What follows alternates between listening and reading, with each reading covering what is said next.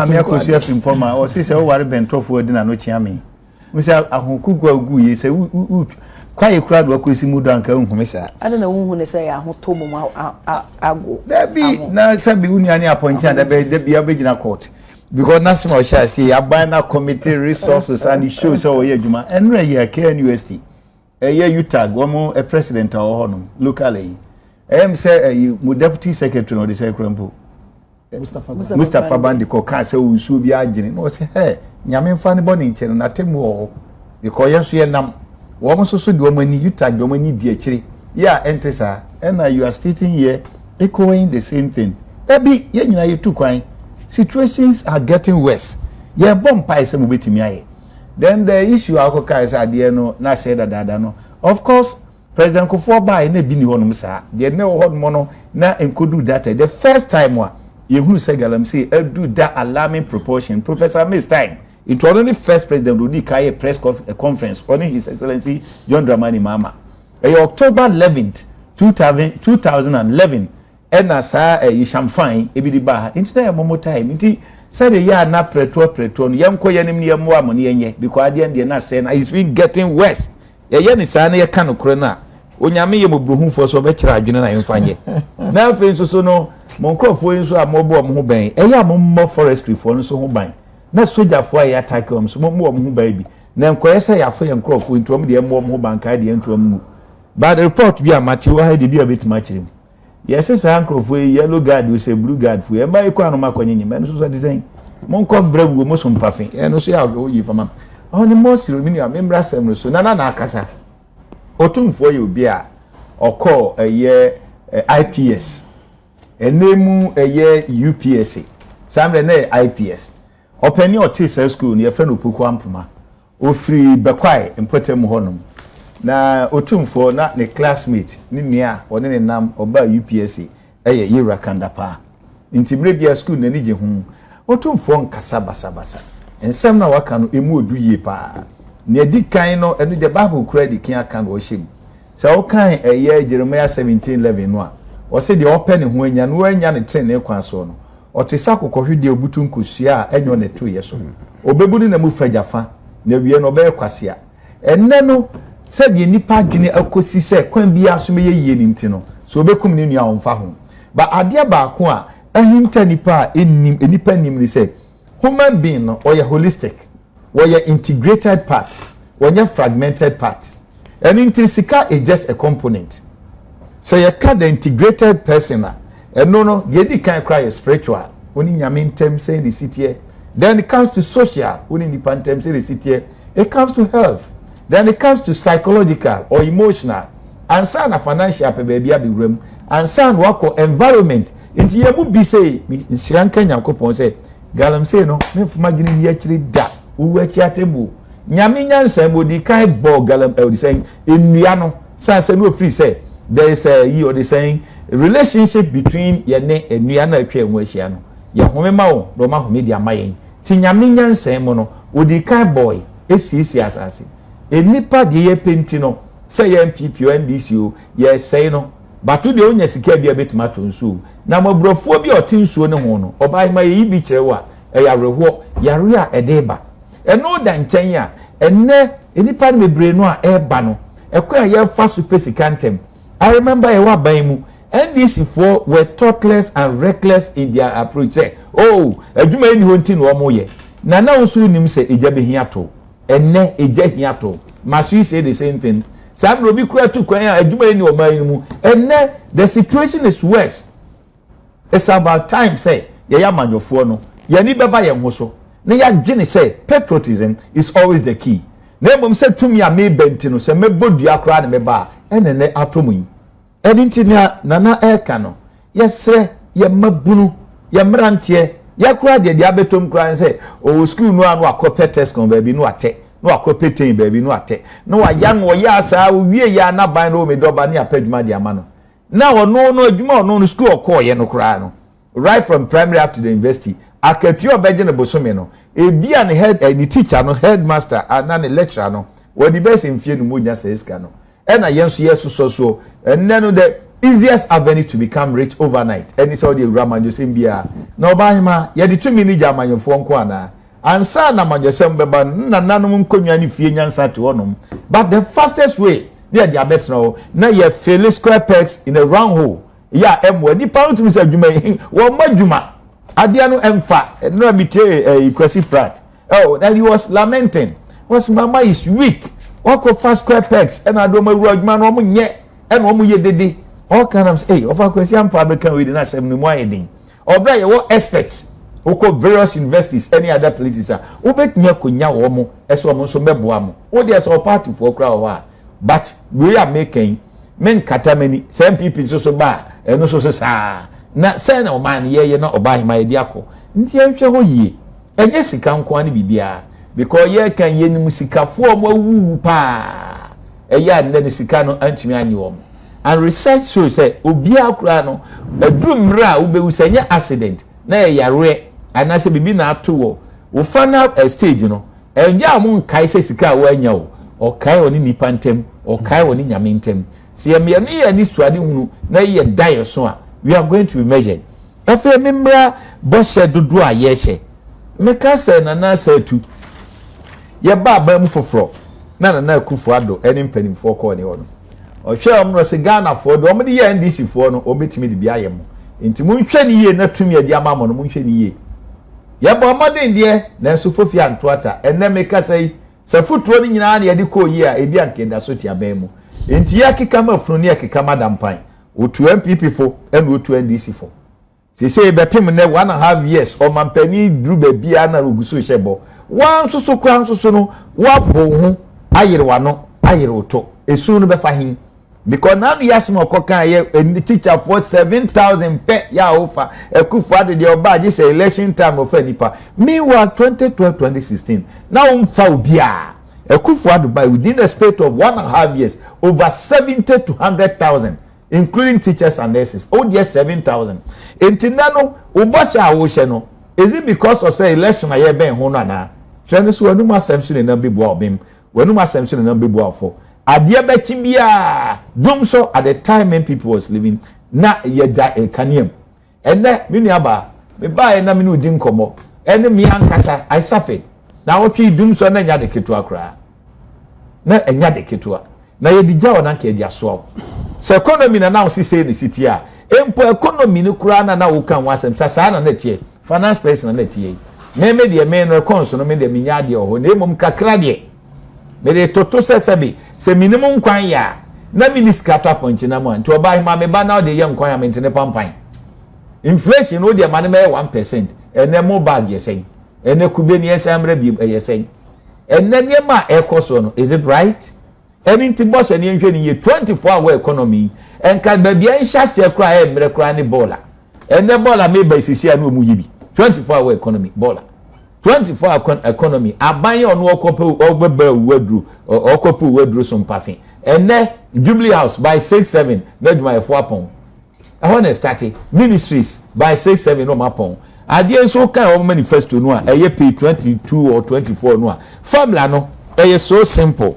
formula ndi emi de kura me de be dwom so enna na me ka keke say in fact o ware bentofo adi na no chiame amadwuma na ye den that is pay 2019 24-hour economy eno no ho ansa na oba hanso so a wasan de aba pay 22 24-hour economy policy same job 3 shifts 3 people onye ho twe ene ade abeche bank yi metre say yen vice president me no akojira baby we are bringing the bank on na say na aka obra wo buy you prioritize or saying part at the expense of say bank na ka badwino wo ma say oba no wo dwom no so nya sika part ne boy say ade a wo kan 24-hour economy anya hwekran ka buy kra no the first thing you should do any so be set up an institution and also be industry bi na ko ma produce mo ko craft free baby ama pad no kra ho abasema minister of education say ade no kra say na nye papa e na modeba enti no dia Otumfuo ka no ono so tie Peace FM ono so tie UTV ono so tie other stations digital yin Otumfuo woye proactive and we very intelligent o tie ni nyina ɛna mpanimfoɔ so kɔ ne hɔ ne ma ɛkɔ ne wɔ nyinaa no nea ɔmo ka nyinaa no ɔpɛni ntra fie ma sɛ duamfo bɔhyɛ na dɔɔso to whom much is given much is expected na no ni gisema me kɔte yɛ ne sɛ even say big push no kura no yi levia ye two MPP fo a yamfa no ye wi ade diskana to ɛna sɛ ɔmo yɛ hu dede yi levi no ɛni nti sɛ de ɔmo kan ɛnɛnɛ ye ba ɛna GDP ni ade no ɛna kɔ yɛ den 6 months import cover ɛni ade ɛnkɔ yɛ den na yɛ den o me wu na sɛ utimi trase ɛsɛ sika no yɛ kwam despite pinfa bi hwɛ me ma ni ade akɛbɛ bo a ɛnka Kennedy utimi bɛ yɛ lawyer ɛnyɛ sika ni sɛ bi o invest now we are masama tibio say after so omu yi be sterilization omu yi 60 billion free mono they are coming again to take another 50 billion and it's better na akodwuma yakoto de Otumfuo ka no mo ambo sha mo kae no eno e wa ha o hwe o manifesto EP3 o mo ka sema na me de party ha wo say ba eno wa say we will reduce food inflation to lower the high cost of living in the country through agriculture for economic transformation. Ya baba modia mediane bo so ate kodwom na to bayire so beti bodia so beti bankani so beti kontomre beba form. Is that what you are witnessing? Na yemi nwanwa kura ni say we say we will shift from over reliance on the macro economy but rather prioritize the micro. Just ye ka macro no indicators no mi ranya sa na tie e inflation no exchange rate no ni ade no over the years ni nyina I have my research here. And this is Shabia no mutimi en hwe macro no so no obo feel enti anim guase emu nti no say this time there ye nipa no bottom na be ye measurement abusiafo anopei obatan ya oba school university ya to dan muka na wadwuma so kwa ye nto no aban watimi aye amade na ba botom but the message ni say yan nwini so wu achi atemo na message NDC communicators no likewise yan crop for say quotation ba ko ye me depa o Isaiah 5:20 o se me no me nka ne ofre boni se papa no ofre papa se boni we ya ye betra we ni abani I say keche the bia nya hye ne ade ade ntini be defend the aban no me I didn't do that when we were in government obi anim me krata we I wrote it at the time when MPP was in government and omo buy me gusme to aso okay and some na me kika me twere no e bia so biting say se ade tuyefo aketrem ti yan hye hu say mo amowa ban mu no yan hwe ne me beboa yen that's it keke dog me so I mean ko politician obi ya no mama me pese me correct some false claims be or here we have about Galamsey say starting under President Mills time okay GND 31st March or say illegal miners giving ultimatum to help safeguard nation security by GND 31st March 2006 one and ever been Senate President Kofo no kind news no say illegal miners otherwise known as Galamsey operators in the central region were on Friday given an ultimatum to regularize their operation within 1 month or cease operating. The Chief Director of the National Security Council Secretariat, Mr. Henry Mbia, who issued the warning, stressed that illegal miners endanger security of the nation because the explosive they use for activities could get into wrong hands. Intino, the person mekanina said they were fakaye no enya no kre ma correct sa false claim they say started under President Mills. Intino, like I said, the fight against illegal mining no yaban bia so dey say so any opportunity you fight it to the last end. We saw MPP omo abem enyeme na America Professor Frimpong Boateng NDC headquarters oni okonwa bia wo ho oni office bia wo ho onye NDC ni oye MPP ni ono aye report no eno state say MPP for na illegal miners omoye illegal mining Galamsey ni ho keka ho yenya audio I say party yes excavator say ira e ma bebre operation Galam stop ni niema ni nyina they couldn't fight it. But I am not here to belabor so near because Ghana force your money into no matter about your mono. And nobody about them say Yambra never correct no. Corrections near Basia no. And then I make sure initiatives are a buy we buy ya did nine busaba, ya did blue water guards aba, ya did cooperative mining aba, ya did a wording shame no case gold board, top outboard motors, and speed boats. modern ones e dey amana most for near there two river bodies ni na so permanent because makacho say se adan most for ko be a friend no temporary operating base e wo bebia nsuo bia wo Ghana ha sei nti sa mo temporary operating base no gold board for to speedboat no mo na dansuo ni so a commitment ni ye high say we are doing all these things send be protecting you no enya afi na mba be chese before you say NNC for you say but we are only correcting the wrongs and I believe say when the time comes Ghana for be hu ejuma ye den ya ye ai wa ban we mu no media say ye nyina ye hene kasa dem biom na ebetumi aka say Otumfuo akasa na saade we start kan enye no see enjai kasa ni develop your mind enye no because ha no say wo hwe oman a from 1957 ababe see na yenya independence no na wo hwe the way they develop your mindset any niema ono fin say we could have done more than the yeye no na de bia kasa no doso na we timi na we akame na we aye say na abiba no hye bo akese enye no no ka opese who real time development but me de say Ghana for to Obama His Excellency John Dramani Mahama NDC for because me kai say ye ko election no ye ko ne naso President Mahama ko no o ka kire ne say enye de obeka no na Ghana for ebe ye wi ne mum odwumadi a obedi no na Ghana for be hwe me aka say mo why ade enye kasa na President Mahama e tu ne hofu afefutu ofiri mu eno nti oban no ne ye betena ase no say ye hene akasa na enye bibi a friend the resetting agenda ye corrected your master no na ye ma Ghana for hu say ye tumre a ne a kire ni sie abena eden ye de buy ne say be big push enne baby obefe bia wo Ghana bia no obehu development in terms of road enne ye be ye ka kwan ye bibi ye fe bibi expressway motorway from Accra to Kumasi na eno no sa ye tumi ye wie a ofri nkran na wo Kumasi a ye big development a ye de aba so wo hwe big push akwan a ye nyina ne say ye pese ye develop oman no and that is the focus His Excellency John Dramani Mahama NDC ye focus see na ye so wo be economy ni mu a the honorable Atofo say here ne de sebe MPP for ntiase na de bia me ka say sa strategy na ye use no ehia obi a oda odwene hwe kan enye obi a kasa ne dose bebre amna makache o say ye hu aban bi a ode 125 ministers in 8 years we saw nothing 125 ministers under President Mahama the cabinet any aban no ministers no endru 60 people o se boso be 60 say 58 endru 60 but within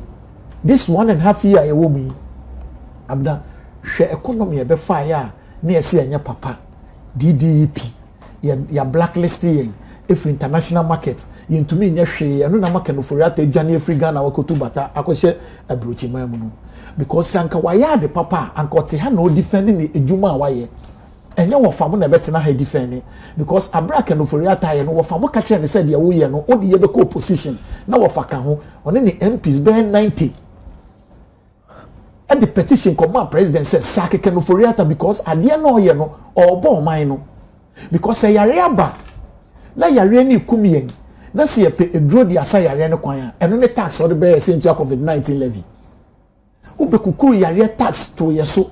ema bibia be ye bia na etu asa yare tax or the ya the bola tax brain or the tax by ya the smoke wusie tax crab brain bone be na ne ayeka no furata afio ye sa we mu nyina ewie ya kosi ho osanso tam cedi no abro beto the be 6 cedis or the koya ko 17 cedis or tam inflation abra de ye free abem 2016 na inflation is almost about 16%. Or tam ya at a point the 50-something%. Aden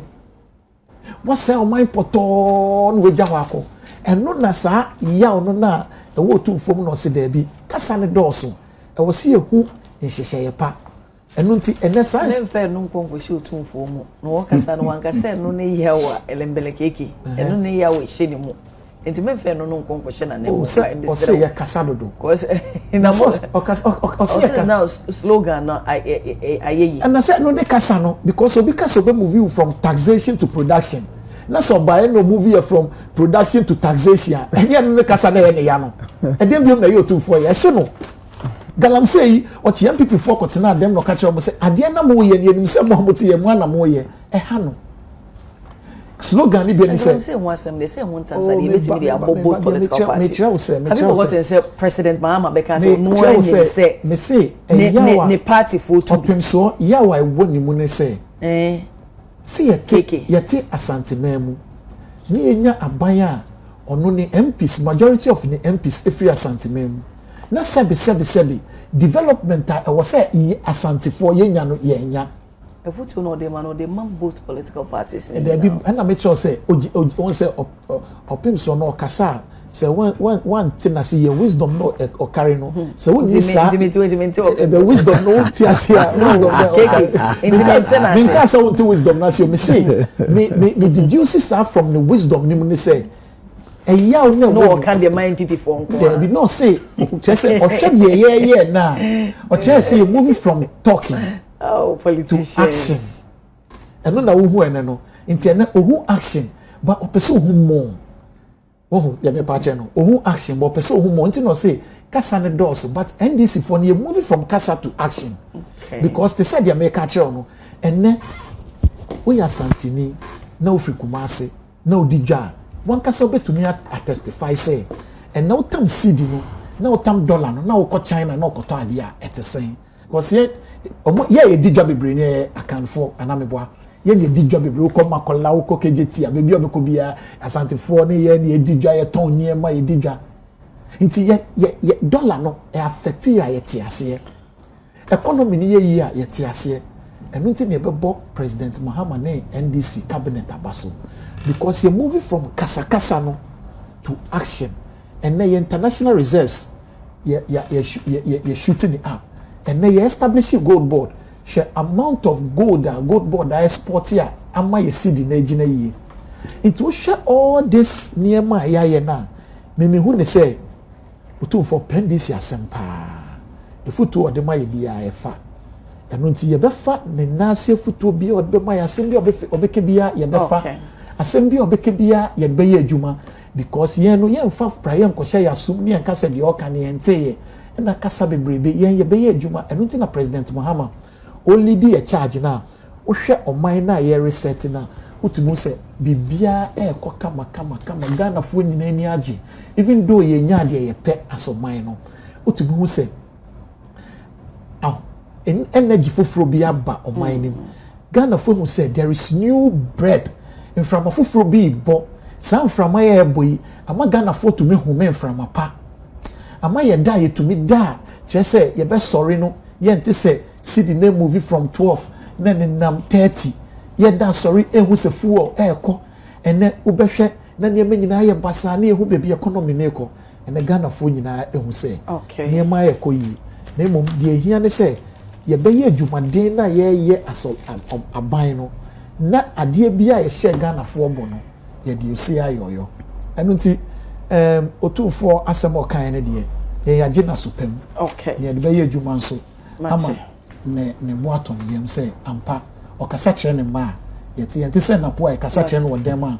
ko free dem a na afi ototo ayam pe my friend, me shall be in fact, me chair me head apostle to do that name district Pastor Francis Adokujo and Doris Adokujo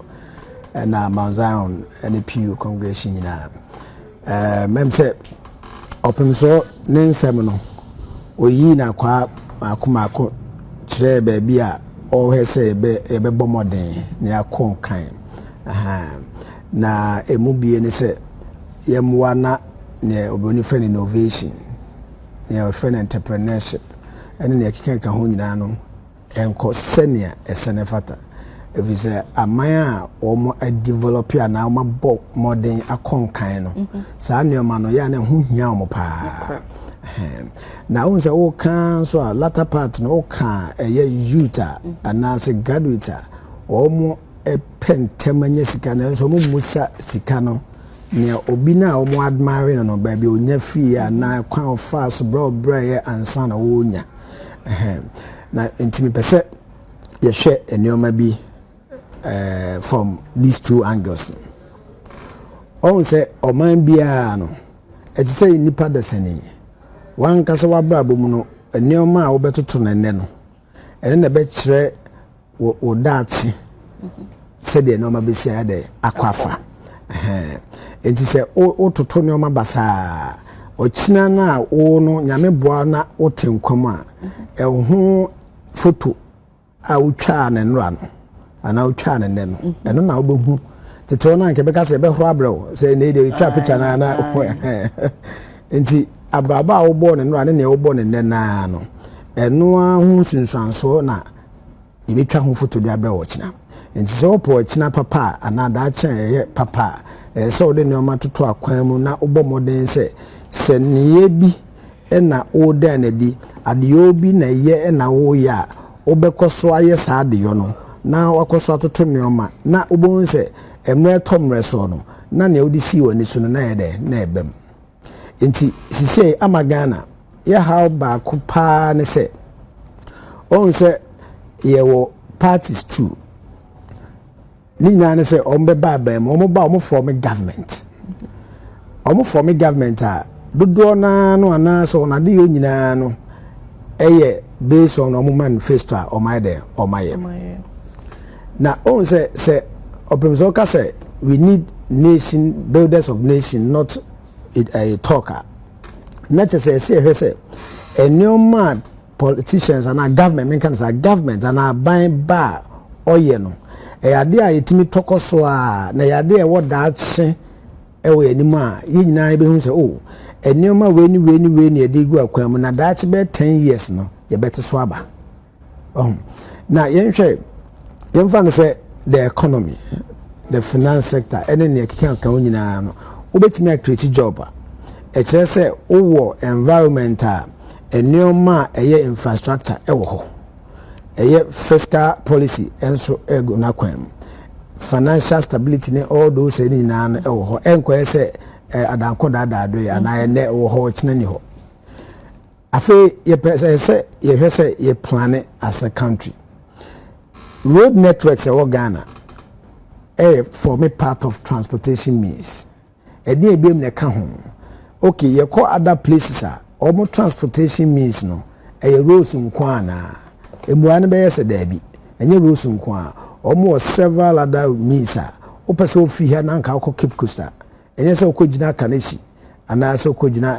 circle nkwa na akọ car ade akọ. Na emom no nka betimi akogya train station we twa train na de ko in fact what told them no ahwe time be na train e free Accra Eko Cape Coast time be na etu unim se betu 10:45 enti wo no ahwe distance be bia wote no aboabo a ho nti 10 minutes na ebia de oba kodu station o program ho that way enti eno nko akra no timi ensure economic efficiency because you won't go and waste time in the queue. Obi anopeya make say traffic all over the place. Obi magina kwan ho 2 hours. 1 hour onyaka. The person is already exhausted. After could do money productivity quite there ecoform. Ni nyina ne say o man no ye plan no ye gya ne ma bebre wachire na ye de ani senior man kitenkiti bi a any that chan e benefit enko a. Ehọ na ya na government upon government ya na omo tie dey ehwe enti decisions ni bi okwa na omo take a omo hwe se we ni be ne be bo man nyina na se individuals bi ne dey bo omo empempi no be na bi a ya hwe we dey we a yenya vote mi wa enne no unim se abran se o run in terms of corporate governance o run business proper one. Some of the decisions ni wa o take enne no ebenya nsunsanso even employees employees ni be okwa bi a downsize ni ade a we ntine bi be adwuma be bo omo but ne kwasem ne se bi asa anamo na wutu no sa no anso na 2 years later 5 years later no ebe ma company na enya mfaso a ebe boa ama ejina but ekoba government and a governance in Ghana at the national level now. We pick and choose na base na a share. Too biased towards a party. And you know one thing. Now they are not a tonchaya. A young man one me di who ya say bia ban bia ba. There were na aban for ba enye. How is that possible? Now ban that dan ye nyina enye. Ebia road ni construct. Ebia hub bia na se bibi ni develop school building bi. And it's been like that for decades. Abna say you run a company, yes, CEO of a company. Na CEO no banana nyoma pa na ba kono aye ne ogu so yina no ye twan egu baby a doesn't make sense. But no na for years no Ghana yete ho. Na em won say obia propose ya na say push say yenye marketing ento ho say Oba man no NDC wa bam sisi ai keke o minyi ni say o de take na asempo top inso say man no japade oba kwa na say o furu pem na o ye de o ye ne o be gina commissioner na mu bia na man sika na o de ye it is NPP ba no wa ye ne o mapa bi na ka say o na keke o we nim na den na fe ya jagu ho o jagu ho sa na e chese san ko bobo san fofo e de ko sa project na nke ya ho be banfa so ama o manfo na ebia ye road network ni ya increase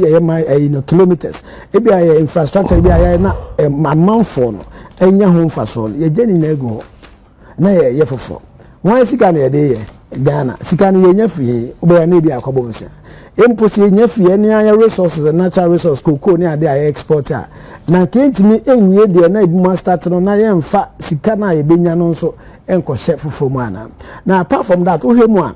a well it's not well structured so systems na ye run no nti obi aba no abaye ne ono fi say o ma menye we so there is so much disintegration apart from continuity na ye nya no ne nipa no kwa na ye no Empenfo say amfo na nkeche ne nto aso nti ne obi aye ne ade na okay we dey na because ye kase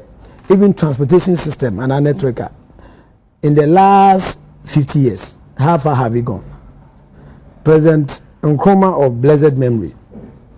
or ye motorway and it's over 50 years unsab na dey are ho ne say enam say suni ba wo dan na di ene no na betwa ho abada chinti no Yenya motorway no from Tema to Accra 50 years yentimi extend no to any other place 50 years and think about this time nanke wo dual carriages a link all the cities that's the capital cities Ufi Kumasi na Obankran a bit take you less time Ufi Nkran wo Kota Krade and say Cape Coast a bit take you less time and on the movement of people and goods are very effective and efficient and also kwa no bebo ama yenko pale abananse yenyan ko bochenku ekwan ho say epeka ne awe ho ne say Ghana enioma ye nananom ye anko ye no we are not doing anything about it identity as of now still na ye run trotro no kwa no dodo na ni ba bi omugina enti kwan ketwa na obegina ho no load what is the plan for Ghana when it comes to those issues in the next 5 years in the next 10 years? Do we have consensus, national consensus? Yeah, National Development Committee. Inti nsusuye ne adwenkyira o ma kye na o ma document no emfaso ni so ana. Adenti na government bi ba na one ono apeke online na wa ignore whatever that has been done. Now say in terms of education, if you want to educate your people, then it means that there must be accessibility, because now if you say that let me educate 100,000 people, now what's the plan? Apart from that, resources or classroom hona on say probi obe entrepreneur e kire say no hu abrabo na bo nipa no adesua na wo sua no say resources bia obehia bia say de boa na nipa no obewie no enko say book man adesua na wasua na keke na emom no owo ho nyansa nimdia hands on skills me ka ho a obetimi dey acquire establish in business enkofo bebre omuko ya ibi agric related you know omuko ye omu wie school no omu ofie ebe na bia capital ontimi nya bi no dey start so ena Otumfuo yese young ones emabunu mamu nhwe se obi anya ne sika se ntimi nso mepebi na yen say if the system Dr. Bawumia can say if the fundamentals are weak the exchange rate will expose now me can say when so if the fundamentals are weak the unemployment rate will be high and the people in the country youth they'll be struggling to get jobs won't mean can say even China any obi na be in business any obi ebi mo be business na nebua ne se ye de neoma gu akwan ma ono na oye employer no owo neoma bia in terms of even infrastructure na ade in terms of digital space so use in terms of financial systems okay. China you can actually transfer money and I said you do everything cashless 100% cashless owo ebua ma obi kra no na bodwa bia woni se ukọ gwanju no mne jenjan mne ade abura kwa no ono no o receive money via what phone WeChat and then you can Alipay so that's the level onko China every 5 years or more 10-year plan then every 5 years they review the plan no matter say nyoma bena because a person or BB 10 years from now but on term of 10 years then so 25 years biano omo transformer say have we made any progress and here for the say tighten no and then say we have finance sector then say in terms of transportation then say you must Ghana say 10 years from now how many alternatives any benya when it comes to transportation okay what is the plan now how much have you invested in trying to develop railways and how many kilometers of railway lines that we have as of now consistency will help us proper planning will help us and so the idea NDC beba NPP beba na afiyete baby etisa opim so be koso element mate I was for yet so also asabre finance minister ene central for shimo no day in Sematuja new economy model takes shape set for 2027 budget $1.6 billion private sector boost for jobs and sabri ye free any IMF ayeko yen hihye nyina ababa biguna finance minister chemu say nchehye fofora wode eba ababeboa new economy na sa new economy na no because be start roll out ti ame aduma somewhere November na se de Ghana ode na Ghana koma yesika no ekwa tujo ma hye bedwemu a odi mu nchechi mu pa ebeba nti ebe roll out around 2027 na opanyini echemu ena wode atudwa se ebaba be share ebaba boa key pillars pa of the economy no say be betimi aboa private sectors into be leverage on now ma create enwuma ebeboa say yen share IMF mu bio nanso for a new policy coordination instrument of twenty no PCI no na yen hye ya wone IMF aye say wo be share a reform we say reforms e be focus on reforms any technical support rather than financial support we say the sika and what they baba be shim but rather no nhye ya hodo obetimi aboa aye muye ni see ebe ye muye say ya mudane dan ni say ya ebetimi aboa nti saa emwa na say be de ebe koso the stability ama yesika no anase yesika sem etimi ejane na so keke o abe mo mama sha sem free home ya na mabofa ya ho Abdulhamid Awase na I think Métier finance minister on this PCI no I am a depart because I said me Ghana near me sanso ewo NDC amanyoko ni no me to me who say me te say me kan no from afoforo ebo yen to me nye madada na ye ne saa without any resource we cannot do that yen to me nye madada no na ye free IMF na yakwa ye kenke party ni ye di dokuro ni wache because ye free IMF ye hu bi da na ye free IMF ade eche ya pe ye kenke ni party wie ya pe na dokono bo ayedin na wachi bo ayedin na bibia bo ayedin na duane bo ayedin ma beti na studio ha e di gari moko enchine media de apeteshi bae e be kan adenti asane ma bo na ayedin because ye free IMF no ene ekoye kenke party ye kenke party pe ene started say asane ma we nyina ne bo ayedin because niema na yankasa ye no ye nim de ye aban fufuro we bae no o say ye ntumi nya saa niema ne biom ye free IMF yi o see ye kenke party o see ato wachi o see ye digare ye bo mind we should be serious eno ti PSI we abey eno ne say ye free IMF o nanso ye pe IMF abeboa ye technical abilities e wo kwan ye befa so a ye economy ni begina se se ye se ye nko IMF biom momo ma yesika nemo sabe omo nyansa omo wo enimdie omo wo kwan omo fa so a omo tumi eboa amanman e omo gina yie no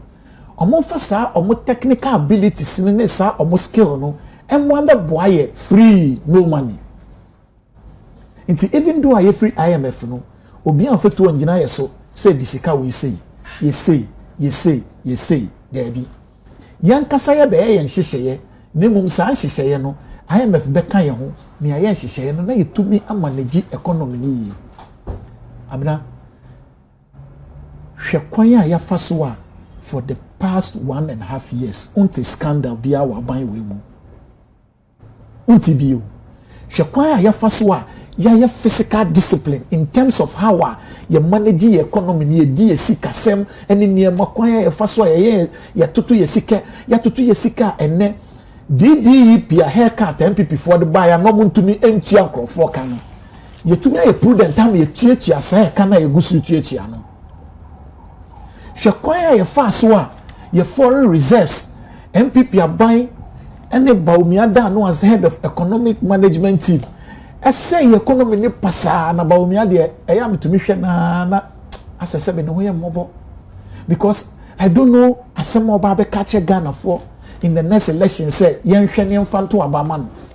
because ade no say no eno ne aba ye ni yie no eno na ya ba ye ni yie no omo catch ese mo fa yen ko IMF ne emfa yen ko IMF ochina ye wie no mo de akọ IMF ene hwe kwan ya fa so a ye di IMF bo hye ne so a ye di PSI nti PSI ni nyina na simple enye sika enye hwe eye enimdia IMF mpedifo wo ene ye se omomfra sa enimdia no mra meboa ye na kwan ya ye fa so a ye wo IMF mu no ye hyehyɛ ya economy ni ye stable ene economy na ye stable a ye nya investors obi a pese oba Ghana ye nya obi o pese odi ne sika be hye Ghana mu ene dwadifo odi edwa obi a ye happy bibi okopota ye niema Ghana economy ni expand infrastructure akoso ye bibi a be ye bia na economy no e boost na egina na ye tumi create jobs ni create opportunities ni create wealth ni create health better health system and when president Mahama ni NDC ye with new economy no finance minister can any 24-hour economy no difference be woman because meaning say 24-hour economy will create enabling environment for private sectors to thrive on so what I said in order to expand their businesses and there will be a reduction in bigger companies electricity other incentives on betting NSR 1.6 billion no and also in private sectors so how do we merge the question what confusing you sir question what confusing oh my confused to say so we share 24-hour economy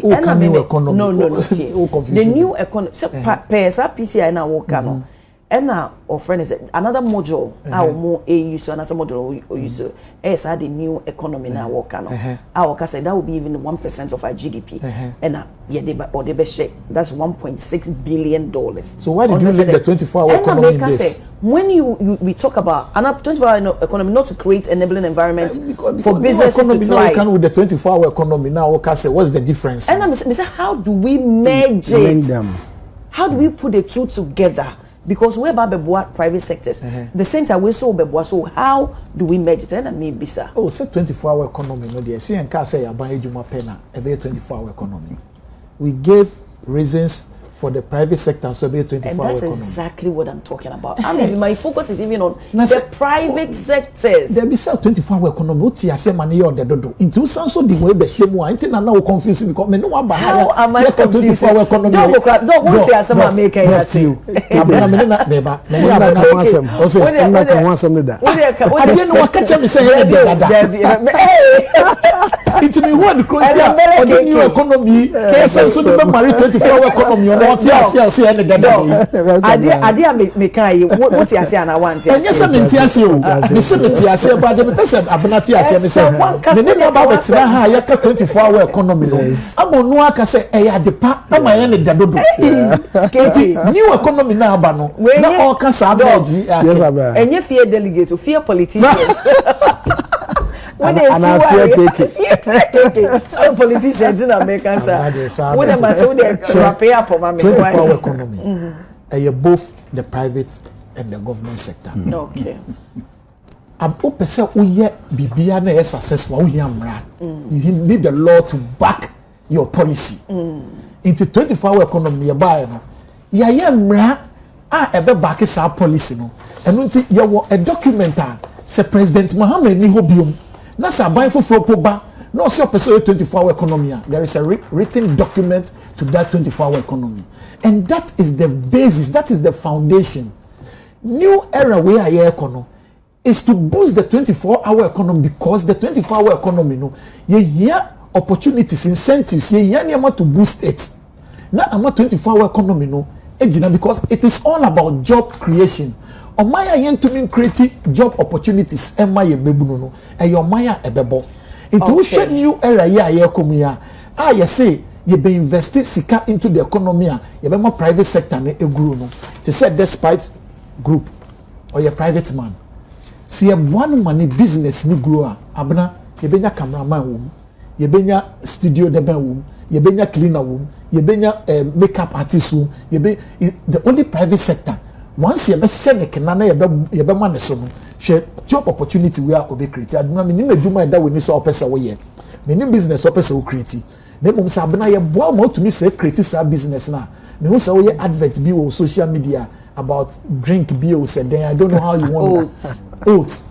I don't know how you want to expand it. Eh you dey see man no expand sa business na so we ya sa advert me ye sure say so we ya camera margin so betua ne ka so we ya lighting so betua ne ka so we ya distributors so mu abno betua mo ka distributors marketers so betua mo ka abna wo ko a we private sector we saban so wase na say wow ama we establish here. Look at the number of employment we create. That is the new era here come no. Enye era of ye be kasana ye be talk eye era here be mu a se sia wo hwe ye niema nyina ye amaka cho say IMF ye free mu a eye me de nyina ne say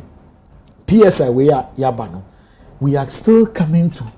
make sure say we will be prudent in our expenditure, in our procurement, in BBI, we'll be prudent, and that is my joy, and that is my happiness. But me anka kenke party no, ye bi na me kodi yenso anka be me de pa. Over ya obremo. Odikeke Tokwa ebino so anatonia. Na be otie enra no wonte and the deputy minerals commission boss. Into all be well for him. But anopai no metia kasama mobrufo bia. Ni kuna waja na nkwada ego no so no nya kanea mfanye ice kinki sen pa na mkasa kirem obi ono wafa hasuom aye koko na binsi o mai mu da na na yabo na bra ni so sen nipa no ore na metia misu e de man na menko ensem no so ye dikan o ka azen o se den frimpon boaten ka se machine saira hana bisu ba ya obeka bi wow boss kofi amabo no so aka bi saira.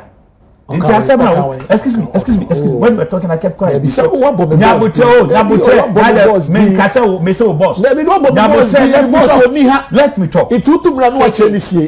So I actually respected the fact say you wrote everything. I will expose you even big time. But man, we also when you let me talk. Show evidence. Let me talk. Show evidence. Me say, mobile nipa mienu, including Hanabisi, and Moamo outfit. Mo say, as Ayera, Anamibwa. Excavators now. We don't keep quiet. Let it be reasonable. Mr. And all your minister, oh yeah, chief executive. So go by that standards, maturity. Don't behave that way, Mr. They are talking to me. Obama, he is talking about big push. Ababia niwa waba since 1992. Why a quine a chain and a kufuado. Equia okasa muye. What do I need to Kumasi dia? Nana kufuado da Roma. Moba ye monche juma musima can say. A quite Tamamoto way, ya namira eken. I saw the alcohol, a kufuado, any MPP. And to quite bad pana will bet me a Nasodiaka. In any case, the so-called big push. Il Levinois. Yadiba, I'm happy. O can say I'm penning for Sodiano. Ghana for 10 years, yen transi emasi biamfo. Momo dear tando in Tadian Yakran our betna. As shaman for before. Or brand ye the AI and the taxes. Emma Jadi for soon over transform to my over the dear. They are listening. And I'm no mere in the Shahao. They are all listening. UTV goes to every part of the country. So they are listening. Obama, memfire no and memra we say, big push. Some more ya big push there. Alien Caswa Mediano, a bishop man out to Ebony. They are going out better to abandon. Nothing now, Casso Quack, dear big push. What does it make sense? And it's typical of you. Nana, you Rakufo, a year, what they say, Estes me bring. Mujani in another Kufuad Nebe. So no one that say you are abandoning them. And no one comes now qua arrow. Now, yeah, new year. What is the big push? Or bra who sikano MPP in the petrol honor. Fair no etun China yemra the next one. 125 ministers. It wasn't true. As at the time MPP was living, no ministers no was less than 100. But even that no Obahima aban we lister omwia ye parliament if recess ba ye de betuja mubehu. APC that said majority of the embassies across the globe under you are saying MPP. It says a deputy say from no route 3. And every ambassador role one more deputies so. Until list no a cover 300. Fair no to chain and NDC organize a piano or a government spokesperson. They take more than 30,000, 40,000 a month. And you sit here and 20. Just keep quiet and let me talk. Or by my they are not to chain. And the MPP now you also one Obano. Make crowd here sensibly. I brought evidence. Mo manifesto ni Midwayaba. And to Toman idea go inside any evidence. Keep quiet and let me educate people. And yes, Mr. Prof. Me do need sir. Me do need sir. No. And yes, come here. The all you never say program no. And he knows. Whatever it is, I will give you time. Okay, Mate. But one can say being too parkos you know. Oba him mean traso. And yama okay can hanya dia no sensible be tiasios akwa wo se nipa bufuo. But go and read Isaiah 5:20. Was say no man can your friend boni say papa. Sabrate bi e wo mu dum so you sit out say Ghana ye. Really? Sabrate bi e wo mu a prices of commodities are escalating. Into fire meba. Yes. Enti me na me kan say asema doko kan ye nka mu mienu nyina. Asem o kan say meba mo be fe bibi efe mo say won sha ban we ba na wa render the other aban ye ba ye nyina oh anye hwe enti wo be ka say wo be ka say sa 1 year and some months enti bibi ni one month ya ko so ba mo eye wo fe wo be ka say oh wa ya de enti wo ka wa say nyabotre famani nyabotre me mentete ye any partner me free mo wo ye papa ye beka ade ba ko a aban we at least obo modern ese obai under MPP obi oye DC no cry no or they saying scared my DC is a common fund. It wasn't up to 300,000 but about where they are called 25 million so nobody buy your juma there never buy na baso at least any the obeka aside that KKTO baby o free lembele e krasi to nan kan kwani be brenya kwan enko secondary school akufu adoni MPP the free SHS aba ama World Bank any abedinama say so far is the best you sit out there saying say yenye he ye ba ye na ambulance ukuom na bi ni ho ye di more than almost 400 ne buy munya bi mo ba ye yanka munni so no gafa ye progress mo di abobo ya na di aba and you sit there ferry and you ani wu what ya abobo ya to replace ambulance and now your nurse ni ba abobo ya no mon ka say ambulance na won te say nurse ni ba ko a na where car intimi Obahima me ba na krom kwan so na ye sen krom kwan na ye sen e na kurase kwan onu ba bi ofre minim hopa one te say last week ya nurse ni ba ko no ho fe say what the no kwati mu bi wako wanya accident anawunte na party a ono oba ebuduma kra ekosan like any pet me person is a tricycle so a mode of transportation me say comparatively ambulance say the city fani me edu toto say be also open pabo ahye na mama bi a 10,000 na talk about no kasa o over me dey won kan wa on it now the other two one na no kan wa say so don't let me feel jittery let me go on so there no eto nchen ya Obahima ebio under NDC beto ye oh please will you stop respect is reciprocal why you declare do can you no kwa ya na ohia pa aburu no now you are not doing that at ye my refrain so you talk to Ghanaians that way just keep quiet and listen ye ba ye no tie under MPP ye ba ye no ye beto dum so ye ba ye no galamsey no ye beto yi then I'm retreating say since 2000 a year o kan ho asemi ade it was 2010 and Professor Ames for your press conference say jinsemu escal es bebia na say yakodro no and the MPP yes galam say the fititi nyina no konongorum ni ade ade nsuo to ni ade ade ba mo time and na mo de champagne buy so you cannot unlawful actions niema hodo na ekoso ni ade ade ya na mo ye any krono am boy 2016 say me yi eyi e dia church say look ma menka hese chirotie Akwadufo aban MPP by 2012-2015 you have not taken even one person from teaching any year within a year by in first a year 66,357 and you did second a year by 2019 yes I for 27,327 a year 90 something thousand Momwa bamo ko 4 years more for the past 7,000 if I were you I would bury my head in shame mami show book any some here we are your manifesto so here a trog a inkrata and very nyem oba mu nsua de Obahima me sa me ntoaso hwe and somebody be on my ya na ya IMF asma ye kan oman no IMF yakobe say 15 times since increment side ana me bo ana and 17 NDC akosai you have gone more than 10 times more and put to the extent say President Kufuor ba ye no years the tape you were saying IMF ye ko the last ni IMF me boa mo ba ya mo bebu o man no mo sa de ko biem fine ye ba ye no ma me ma fa me buru ko no ma me me fa to ni na ma oh so o be dinka so o be no why dey say o be kick and say o ba ma hwe say o bre ya so so kra say bre o bi hwe look o ba ma tie ye under NDC 2016 legacy of the giant growth rate so inflation and 15.4 yeah by 2019 before the COVID now I could do 7.9 near the above form growth rate now 3.8 obra President Kufuor 18.3 akwaduro ntimo de by 3.4 that is why your manifesto moment me an come across no yeah by 2019-2020 number 6.5 debt to GDP number they are 73.1 yeah the by 62.4 chie eba budget deficit na 9.3 yeah the by 4.8 eba from na yaria tese obi anso da ye e ne buy e ne ja MF ye koi one and two wo twa se e ye haircut no ye akoni ye ntua no ye no kre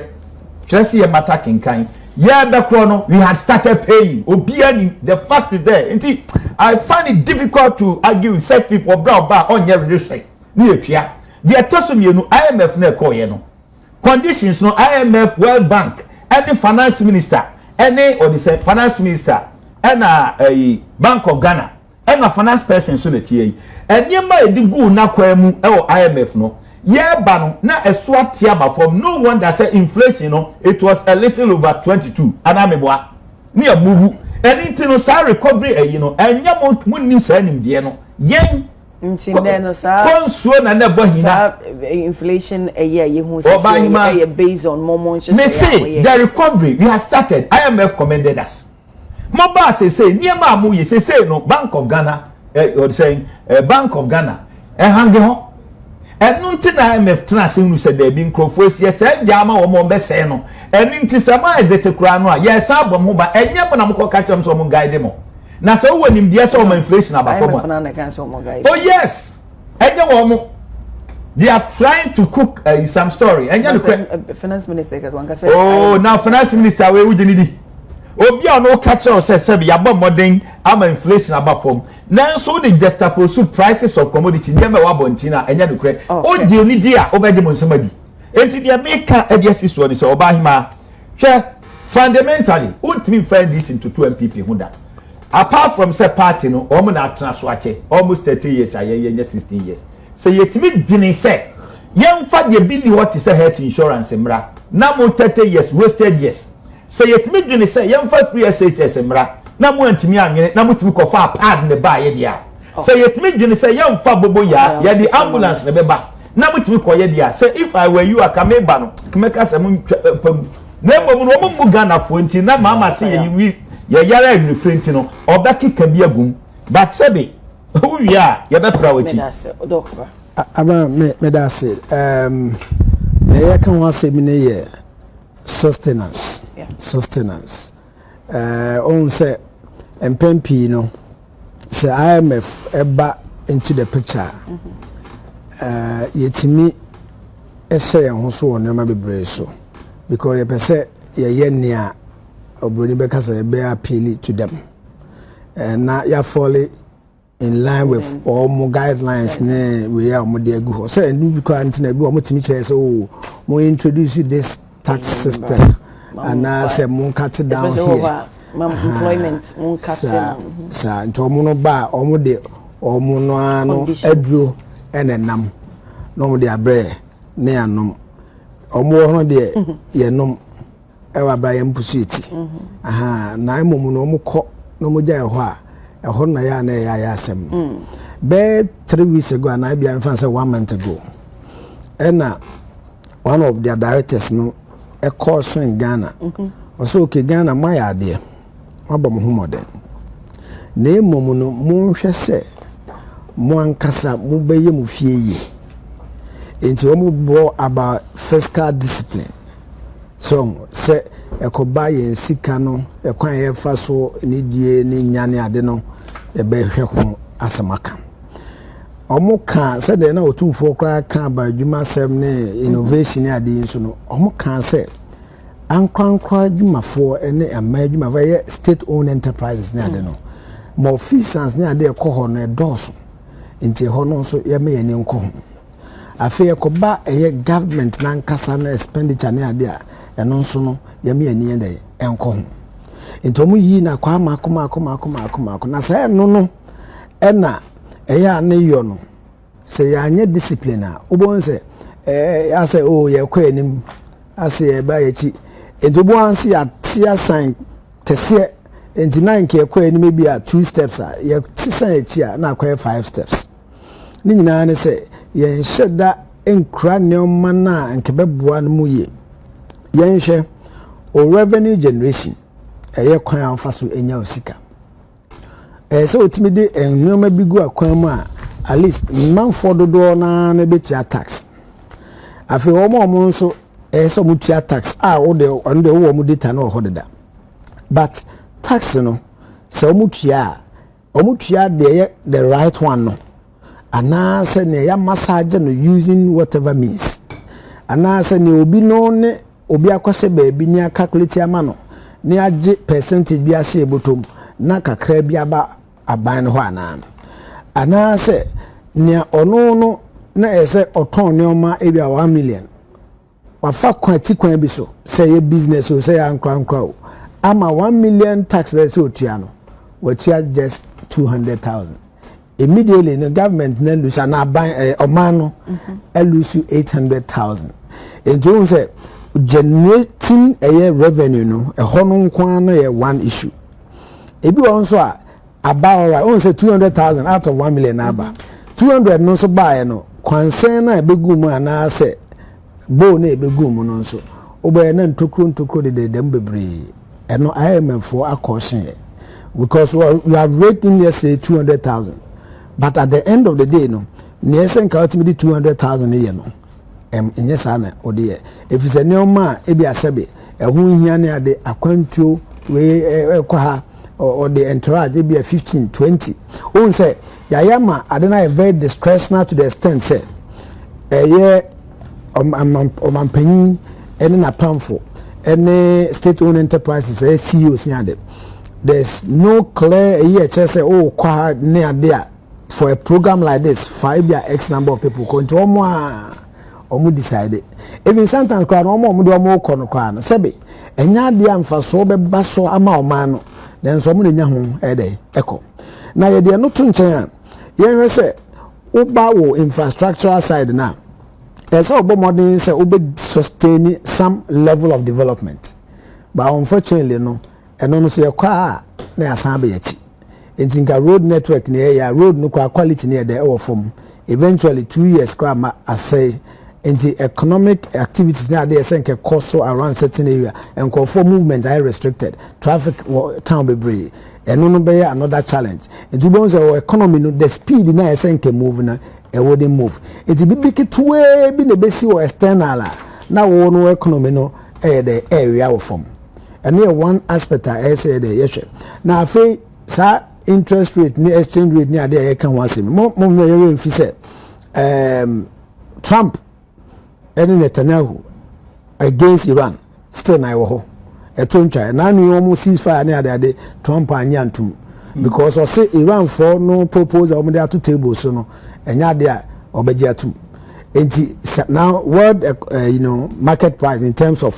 crude oil cost now say if a sustainer for some months even into a year or two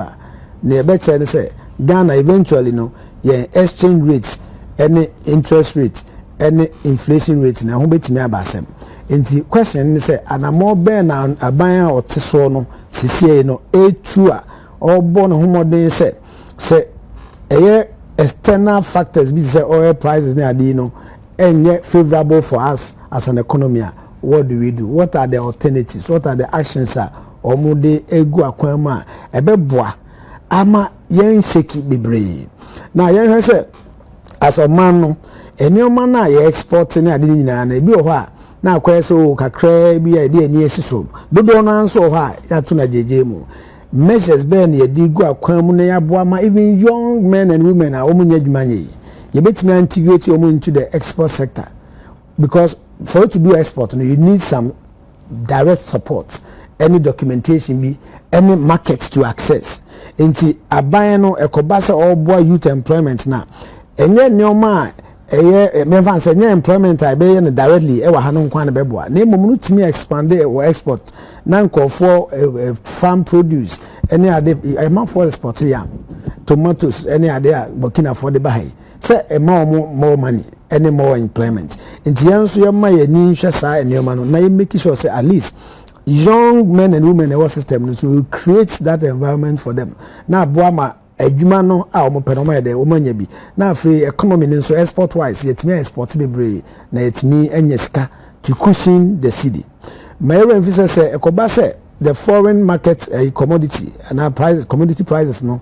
anye favorable is a good the price anye stable e betimi aba from anytime e bi answer na no cocoa the price bar from into no one way plan a yen the benefit diversified what economy yen diversify economy to the extent at least yen for ni nyina nkosi ba kumi ni bi so gold is now is doing well but economy no me concern ba kwa me wo pa ne ese keke bia one honorable mbehwe on say you increase and export and I say you gold reserve near them but you hear baby a free ban so and say by ya ancient phobia so could pass you say you fight against galamsey so if it becomes so obvious say yes inti bia ye ne aye tono so ye hwe ye me ni nko baby a enko for the gold you free bad ya exactly inti ye hono so as a buy no and now man no say me ni ko yipa na discipline say wo no ye hu say wo no me ya wo de bay no e site we ya ye de 9 months akogina ho ye fight against the ho na won so supply no e free bar na say you are not helping us but ye told ya then I don't be me too you the me de ba oje how can you then blame me say I'm not helping and mo man share from that angle na o man no chekere ne de ye nyina obia in fact IMF say be san ko bi ma ye nyina nyina abna me na o mi no so isuni e ban be dan na di na me no mi no so me refer to government any ankrankwadme for private individuals any state owned enterprises are supposed to be profit making enterprises mechanism and say if you profit can see be from ho the mom so be run at losses there it's not the best in some cases yes and human be high no matter what they don't sell they don't generate ABI because of the nature of it but they do more they generate money so they should account for those monies properly now exactly no more mfanye ni omupe oh na adem be na omano ehia sika ye ho kire ye issue bonds ni adade ye issue bonds so interest you know coupon e also kese ye betua 2 years later 5 years later enti aban to aban so na omano ye ka na ye de ekoso na IMF one here no masaba nti ese mi nuanom ese powers no ya na wo monsem the one be ha mo na fe enye kama okay yeah sorry so keke yes sorry Abna better so Abna I think say Dr. Bisa Bibia man answer traceability of the good very important because good no say ton amanonia and mindful for so it was so show I think there's a name for it UK BBB you need traceability one of the things I'm not in a good I think London Bullion yeah Oko good board on the church Minerals Commission you lecture the answer Minerals Commission you need good board you di you juma boom because yen any more concessions and you make sure say obi all your good the juma biano or you na under law so who you go the juma under law a gold board and so on for traceability and until to say the American because of the fight against illegal mining abena if you have visit me in the office be hwe nkrofo ato and line or mobile regularize or more concessions because a 9 months for ba na say uni any documentation na Minerals Commission district office be and say BB to me show any documentation they close you down or shut you down until because of traceability purposes and now regularization back into the artisanal mining space and then my our concept nearby but also back the physical discipline and I'm happy with the way Otumfuo is managing all these things. Abena baby I met with Minerals Commission in charge of support service. Who pursue your procurement and under any government. I was so could be a friend commitment authorization from the finance minister himself. And the purpose of commitment authorization is to say be a Christmas as soon. Not Minerals Commission you perceive invite be a stone boy and na Shatawali and na musician be say ombra no meye program maya. Ya dwene ho keke se ye pese this stone boy ba na Shatawali ba no e was here kwat force ho na e kwa catch force se adwene se bibi say no bi say adwene no ma adwene ho no sa commitment na mpese mo ye no mo budget no mo di shemu ana mo make provisions ana mo pese mo to nkonya mo di shemu budget mu ana and your physical discipline or discipline how to even spend you go for what you call the commitment authorization ofri wa as what's up PPA for another layer or no so be sure say ade na opesa o ye no procurement process na opesa ofa no e so source justify restrictive tender justify competitive tender justify and also free wa and so work through the processes into easy say ubetumi age into na utumi who scandal no into no these things are abwa aban na ma aban no ekoyi a ene obi upload ya ma bibia gina ye no me metena ha entam books be great say me ye PhD I mean me ye PhD cram into me ye me de mitimi ye into me no me to ye PhD me common sense free crossing ya free lembele aba betena ha into me ti ha me de common sense na ti ha and na me de ka science me be ka and ye say the ye na ye ga for them no and na me so me time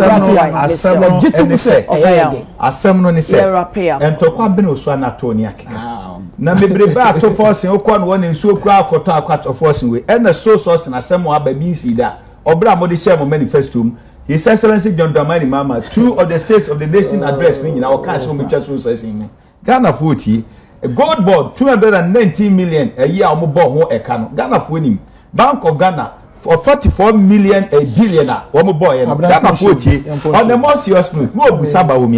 Baumia and your ordinary politician like some of us. Baumia da Roma yenya interoperability, yenya digitalization, yenya zipline, yenya LWHIMS. One no yake no a light wave health information management system. A true digital infrastructure nintino. Etimi buaye mo ba ye kro no ntino. Mo change na koye Ghana health information management system. Mo di ama individual. Enipa ni di na company ni Azon Health Solution. Etimo twey ade a yese creativity mo nim. Yet to be what by my person mechanism. All kind of economy economy na economy ya no so ntimi mfa nkofo adwuma economy no na ede no nwanwa keke no we say you are going personal but we say bad issue there you are a person of no quantity. Let me finish Mr. Don't go there. No me feel crazy maybe feel crazy no so mine no say me ya feel crazy na mo bok no dia we feel crazy and finally there be go have me so one oba him me so there make can adjust so say yes, come Minister of Education now Appointees economy no man Kofi ayeka how to do that dog wrap up in prepare no more jokes mo bokro no o say Mabra the American dey twa to nyina say o man cheche no eya na nye dakro ade e na nye se obeye ni bia nso boni be kana hapazali na wanya good results. You don't do that. And mama ye modern say nioma na aban no eya eye nyina no aban na mane ni nko ho na onye consistent na onye discipline. Yes sir. Are you happy with the way we are being prudent in the economy? I can't answer that question. Yes, because again how do the sports Mame offer yaw eye me pacho mame nase